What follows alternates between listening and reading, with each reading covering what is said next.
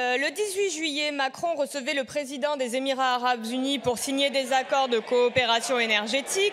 Rien sur les traitements cruels et inhumains que le Parlement européen a dénoncés. Le 28 juillet, Macron recevait le prince héritier d'Arabie Saoudite, toujours dans l'idée de sécuriser des accords énergétiques. Rien sur l'assassinat. Continuez, Madame Oziol, dans le silence. Chers collègues. Merci. Aujourd'hui, nous étudions un texte concernant la sécurité de la Coupe du monde de football 2022 qui aura lieu au Qatar. On cherche ainsi à évacuer tous les aspects politiques concernant la tenue de l'événement sportif dans un pays qui persécute notamment les femmes, les personnes homosexuelles. Circuler, il n'y a rien à voir. On vous a dit qu'il fallait flatter les monarchies pétrolières. Cessez de nous embêter avec vos considérations politico-morales.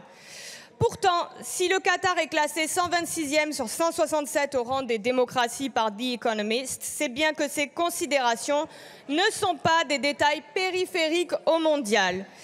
Ainsi, la FIFA répète depuis des mois, de concert avec les autorités qataries, que le mondial sera inclusif, que tout le monde, quelle que soit son orientation sexuelle, pourra assister à la compétition. Mais alors, surprise, stupeur et incrédulité quand 3 médias scandinaves révèlent qu'il ne s'agirait que d'une stratégie de communication. 3 des hôtels recommandés par la FIFA pour la Coupe du Monde refusent les réservations si elles sont pour des couples homosexuels. 20 autres y mettent des conditions, s'habiller convenablement, ne pas afficher de comportement sexuel. Et les drapeaux LGBT, quant à eux, seront confisqués dans les stades pour soi-disant protéger les personnes qui les brandiraient.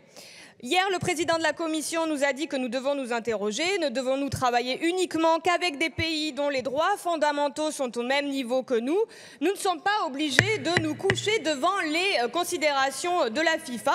On croit rêver. Cela sous-entendrait que finalement, conclure, savoir madame. si oui ou non, je conclus, des personnes homosexuelles peuvent assister à un match au Qatar, être hébergées dans un hôtel, ne sont que Madame des la députée.